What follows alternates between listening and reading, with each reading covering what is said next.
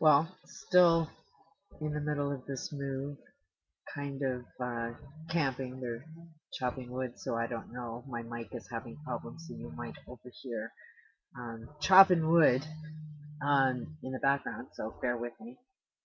But um, I'm an opinion. The reason I'm even not in my own house right now and in a position to move, kind of basically living in a part camper, part couch, just nobody my age who has worked as hard as I have. I should have something. I should have something to show for all the work that I've done, but I have nothing, and um, on a disability, so I'm hearing some people think a solution is going to be, oh, we all need to just stand up, and solve our own problems um, without any government assistance. And the community needs to help community. That is the first thing that we're going to have to wake up to. That if you see people that are on the streets or homeless, people that are on drugs, that's because they're dealing with social problems. And as long as you're part of a society, if this is happening in your community, that means you have a problem, as you're pointing out that you think just this person that's homeless and a drug addict has the problem. No, something within your belief structure, your social belief structure, has people on drugs. It's an acceptable thing by your standards. Because if it wasn't an acceptable thing, you'd find out what the causes are. Because generally, people that are on drugs because of some problems, because they're generally painkillers. Um, Nobody just goes on drugs. There is a psychology behind all of our behaviors. You could even see all of these rehab centers. How good are they? People seem to be dying after you go to one of these things, and they say it's because you don't work the program. Well, maybe the program isn't workable. Um, and from my understanding, it is because I cannot live in that system. I cannot, basically, it seems to be a psychology of, yes, we know it sucks. Yes, we know life is torture, but you should be able to manage those feelings and feel good. And that just doesn't cut it, because um, being at one with what happened to you is one thing, but knowing that that's going on all over the place is another. Once you think, you forgive and forget for the past, if the behavior is still continuing, that maybe not continuing with you, but you know that socially, oh, it wasn't all that big of a deal. We know that there's child sexual abuse out there, but what are we doing to stop it? It should be a zero tolerance, but it's happening all over the place. It seems to be acceptable. And I've been in these women's shelters, and I know what's acceptable and what isn't. And everything that we socially think, oh, this is against the law, and, if it was happening to you, then there'd be some forces helping you. But no, there is nothing. If you have the worst thing possible ever happen to you, there's no help out there for you. All it says is, oh, suck it up. Life's unfair, suck it up. And this is the way society works, and you can't change City Hall. So, these changes that we need to make, a lot of it does have to start with self. I'm seeing some people, oh, just turn to your Bibles, don't go and protest because um, that's not the thing to do. I'm seeing a lot of people say, I really support this, but I'm not dumb enough to go and protest. And it's like, did Jesus go out and walk the streets? Like some of these people that are believing in Jesus, they never, ever, ever think for a second, hey, maybe I'm supposed to imitate Jesus. I'm supposed to walk and talk and act and treat other human beings exactly like Jesus would. I wouldn't be a sinner. Then maybe you'd be saved. But for some reason, you think somebody died on a cross so that you can sin and think in some way and shape that it's not going to affect your society. And sinning today, we can see the ultimate sin is going to be if you have a big bank account, then chances are you're guilty of something. And that is the hard pill we've got to swallow. It's not just the guy with the most money, the cream of the top elites, the guys that are running Wall Street. No, this is something that we have socially agreed to, that you are something special if you have a bigger bank account, that if you work harder or you have a higher education, that you are more worthy than somebody else. I ran into somebody that's completely needs help. From my perspective,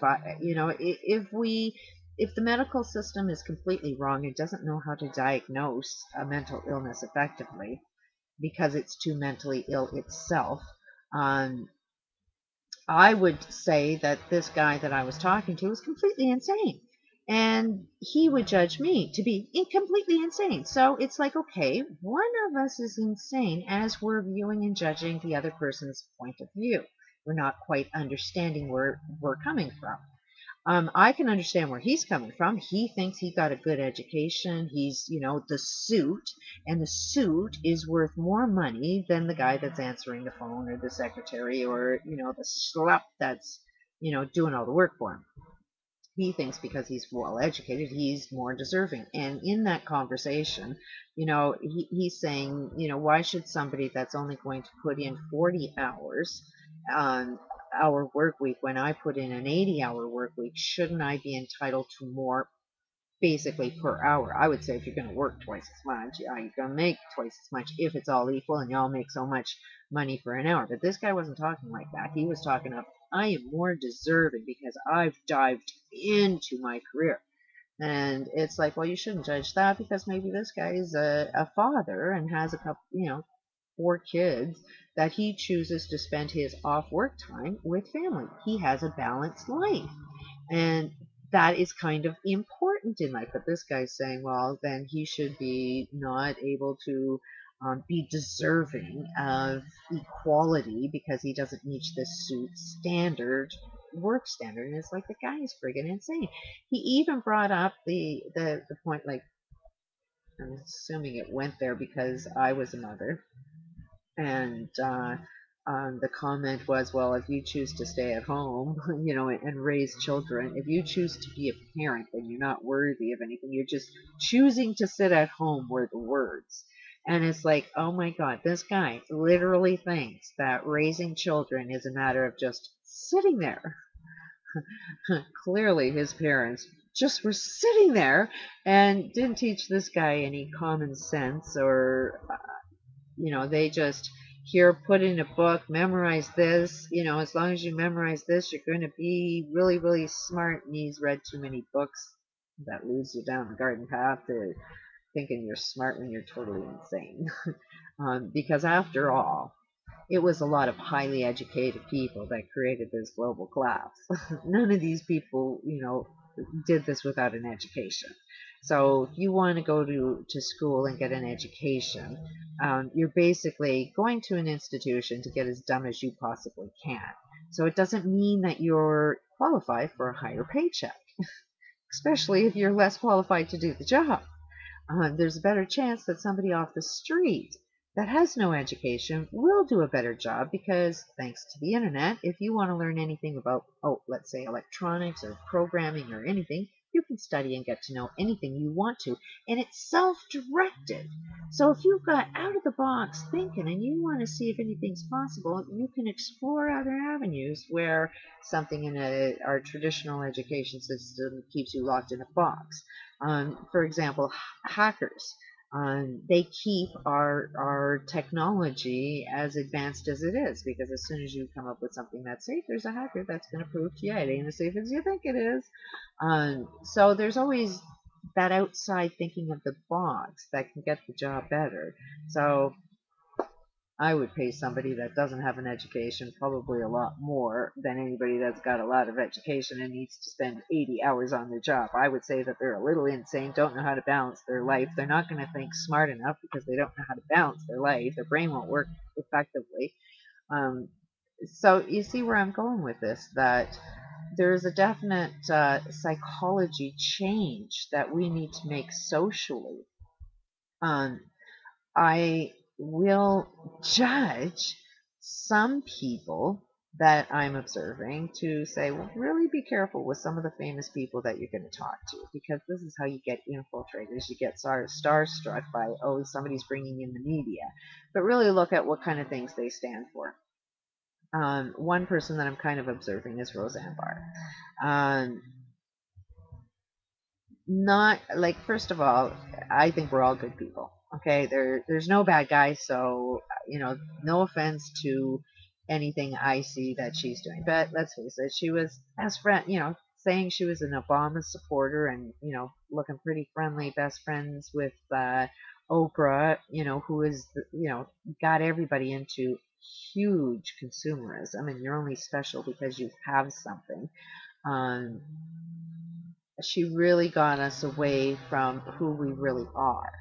Um, and then I'm seeing, Roseanne is talking a lot about political, social issues that we should be focused on, but I'm not too sure she quite understands what it's going to take to change, because she's causing a lot of poverty and doesn't know it yet.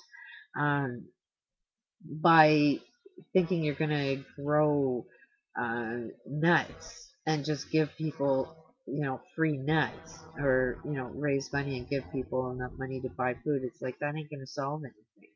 Um, we need to end the causes of why people are living in poverty, and a lot of that will stem from Wall Street, stem from consumerism. And when you're, Roseanne Barr, with the amount of money that she has, her spending sustains a lot of things that are wrong. So she won't want to get rid of some of the things she still wants to hang on to. May kill a few people, but she's going to be okay with that. I think that if she's awake to what would work and what wouldn't work, I think she would definitely support it. But would she be open-minded to even hear it? Because that's what humanity's problem is right now, is you don't want to hear where you're wrong. And right now, we've got global problems. Clearly, every single human being on this planet is wrong about something. If we were right about something, then things would change. I think we are getting on the right track by protesting. I certainly would have zero respect for anybody that would even suggest not going down to there. Um, for me, I would love to go there. If I could get sponsored, I would love, love, love to go down there and start asking some good questions, because all systems need to be changed. And I think, once we kind of realize that, oh, yeah, you're right. Um, this is important. This is something that we need to look at. I'm so grateful that at least they're letting everybody have a say. Um, but there are a lot of people that can't have a say. They would live in third world countries, um, and they are the cause of this corporate structure. You just never knew it. You never knew that the American dream was at the cost of somebody else's torture that you are now experiencing. But it's a domino effect. Once it, when you start seeing signs like this in your society, when you start seeing anyone suffer anywhere in the globe, there's a problem that's about to grow if you don't want to change it. And we've had a lot of problems. And the perception is the problem is so freaking big, it's impossible to change. It's impossible to change City Hall. It's impossible to change the world. And it's like, we live in a possible world. The only thing that's impossible is your limited belief in the possibility. But if you have a belief that we can make global change, then we have the potential to do so. We need to realize that if you stop Wall Street, you stop the flow of food. You have to understand that they are going to start martial law. So, you want to make sure that anybody that's within soldiers want to start joining your group now. Why? Because you want to make them look as if you're a soldier, you are evil, you are Satan, you are out to destroy the planet. You got to put some hardcore statements on the positions that are being held so that they don't want to be there. The good guys don't want to be there. So you got to call a spade and just say, you is Satan. If you are the cop that's, spraying, you is Satan. We know who you stand for. Otherwise, you got to cross over to the other side.